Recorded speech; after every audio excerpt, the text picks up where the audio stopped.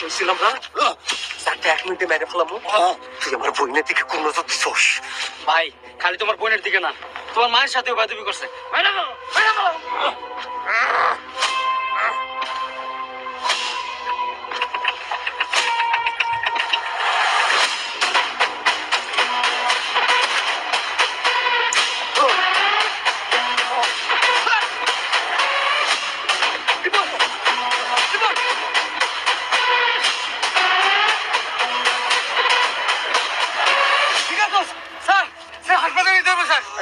সবাই ধরো, পরে গাড়িতে নিয়ে চলো। ধরো ধরো চলো।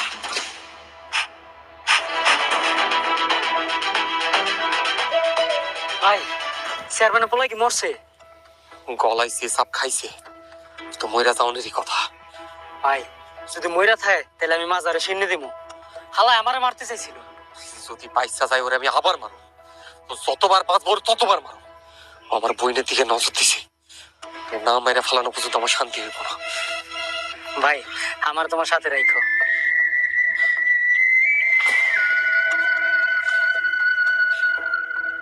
আমার সাথে থাকবি, বেইমানি করবি না তো? এটা তুমি কি কও ভাই? আমি পাগলা মাসুমের লগে বেমানি করবো? পাগলা মাসুম আমরা খাইয়া দিব না? এই তো বুঝছো জানিস, সবাই তোর মতো বুঝে রাখেন। ভাই সবাই তো আর আমার মতন মাইন্ড কাট সিপাই পড়ে নাই। ঠিকই কইছস, পাগলা মাসুমের যে বিরোধিতা করবো এই মাইন্ড কাছে ভাই পড়বো। আচ্ছা ভাই চলো আমরা মেম্বারের কাছে যাই। মেম্বার কাছে যাই তুই? ভাই বুঝো না কেন, আমাকে একটা খুঁটির দরকার আছে। আমার কাউরে দরকার নাই, কারো দরকার লাগলে আমার কাছেই।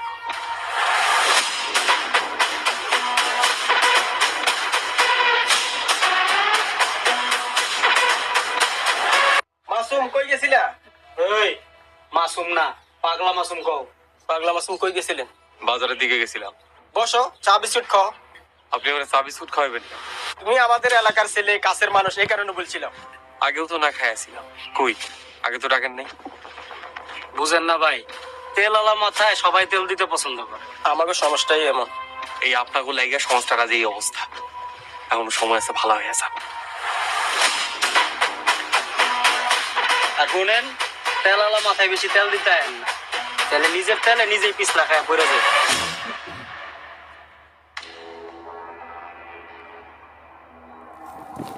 মাসুম ঘর থেকে বের হয়ে আসো। মাসুম